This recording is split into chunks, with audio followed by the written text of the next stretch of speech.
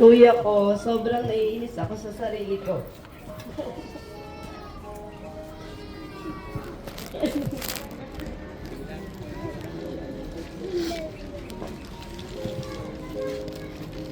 Sobrang naiinis ako sa sarili ko kasi wala ka na, hindi man lang ako tumalalasabi sa iyo sa personal na mahal kita. Puro chat-chat lang tayo. Ang sabi ko, babawi ako this year sa lahat ng kabutihan mo sa akin. Aayusin ko na yung sarili ko. Sobrang miss na kita. Hindi ko alam ang gagawin na wala na akong kuya. Gusto kong mag-sorry sa iyo, kuya. Hindi man lang ako nakabawi sa iyo. Kaya babawi ako sa mga anak mo kahit paano sa lahat ng makakaya ko. Gusto kong mag-sorry sa iyo dahil effort lang ang kaya ko. Wala akong financial na may aambag, kundi yung effort. Tsaka yung mga asikaso, yun lang yung kaya ko sa ngayon. Yung presence ko, wala talaga eh. Sana maintindihan mo ako, kuya, lahat gagawin ko, makatulong lang sa maliit na bagay. Magpahinga ka na sa piling ni God, sana masaya ka, kuya. Kuya ko, wala nang magtatanggol sa akin pag inaaway ako ni JR. Wala nang gugulpi kay JR. Wala nang mag-aabot sa akin gabi-gabi ng donut, burger, Jollibee. Kahit hindi alam ni Angelo. Tapos, kapag kinakapos ako sa tuition, inaabotan niya ako ng patago para wala lang away. Ayun lang. Mahal na mahal kita. Diba? There's a lot of golden memories na iniwan sa atin si JR. Make this day simple but special. Na? Simple pero special para sa kanila.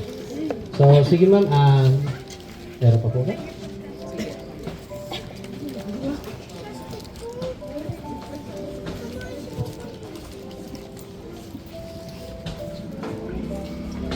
Magandang hapon po sa inyong lahat. Maraming salamat po sa pagdalo upang samahan kami maghatid sa tungan ng mahal naming kapatid na si Ernesto. Sabi nga nila, hindi mo malalaman yung bigat ng salitang wala na.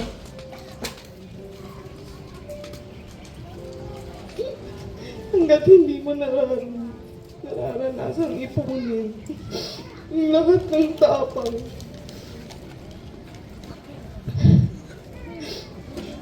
para lumapit sa kanya. Hawakan yung kamay niya na alam mo hindi naman nasasagot. Yakapin yung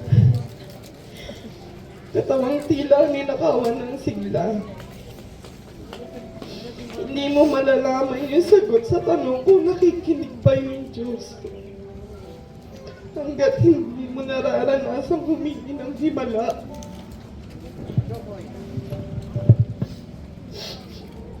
Hindi para bumalik sila, kundi para bumalik yung oras na kaya mo pa silang iligtas. Pero sa dulo, matutuklasan mo, ang himala ay hindi dumadating sa mga nagmamakaawa, kundi sa mga handang tanggapin na wala na nga sila. At doon, sa gitna ng lamig at pag-asang huli na, malalaman mong hindi sakit, kundi sa katotohanan hindi ka nababalik, kuya. Unti-unti nang nauubos yung mga tao, kanya-kanya na ulit nag-aalisan. Babiyahe na sila. St. Lianas yan na malapit na matapos yung sandaling makakasama ka namin. At hindi na babalik ulit sa normal yung buhay nila. yung buhay namin. Pero kami mga kapatid mo, asawa, anak, hindi namin alam kung paano kami uusad. Na tila bang panaginip na nangyari sa pamilya natin, kuya. Bagong taon, panibagong pakikibaka, nawala ka na.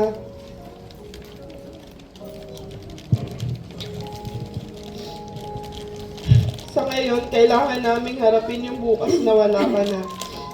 Sa edad na 29, masasabi natin masyadong maaga yung paglisa ni Ernesto, ni Ercet o ni JR. Napakarami pa sana niyang pangarap, hindi lang para sa sarili niya, kundi lalo na para sa mga asawa at dalawang maliit na anak niya. Ngunit sa kabila ng ikli ng kanyang buhay, nag-iwan siya ng mga bakas na hindi mabubura sa aming mga puso. Isang haligi at bilang kaibigan, kilala naman nating lahat bilang isang taong mabait, masipag at laging handang tumulong. Hindi siya marunong tumanggi kapag alam niyang may nangangailangan. Sa katunayan nga, yung pagiging easy to get along with ang kadahilanan kung bakit napakarami niyang kaibigan. Kung saan siya pumunta, lagi may bumabati sa kanya, lagi may nakikipagkwentuhan. Kasi nga, ganun siya makipagkaibigan.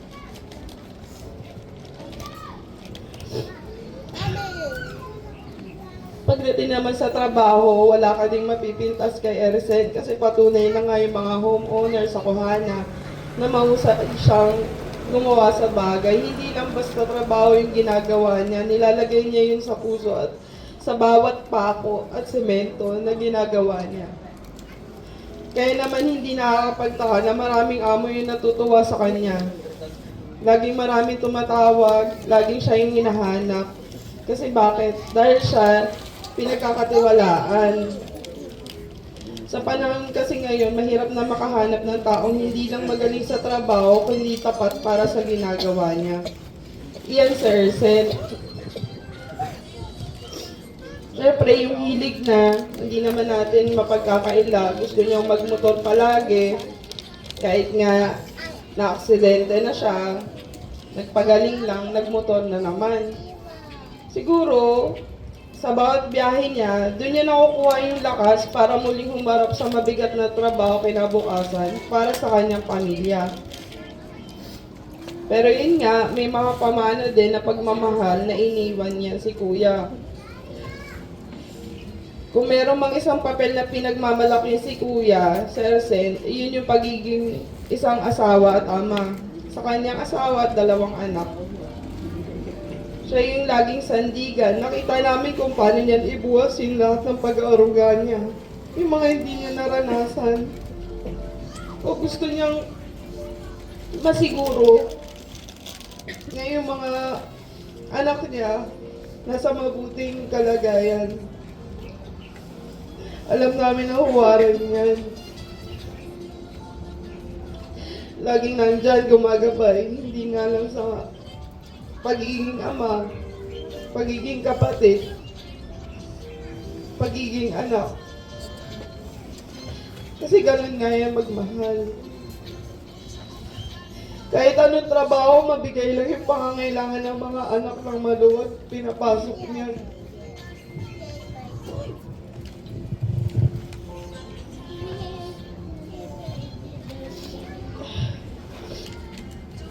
Yung kanyang kasipagan, para yun sa asawa at saka sa anak niya. Kaya, Kuya, salamat sa tawa, sa proteksyon, at sa inspirasyon. Kahit wala ka na sa paningin namin, naging eye-opener ka sa amin. Sa pamilya ng Basa, Babaran, andun pa rin pala yung bonding na nawala. Nagpapasalamat ako. Nagpapasalamat kaming lahat sa mga nakiramay. Sa mga pinsa namin. Sa mga tito namin, tita namin. Na hindi namin expected na ganun pala yung pagmamahal niyo sa amin. Kasi akala nga namin, Since nagkaroon na ng gap sa pamilya namin, kanya-kanya na tayo.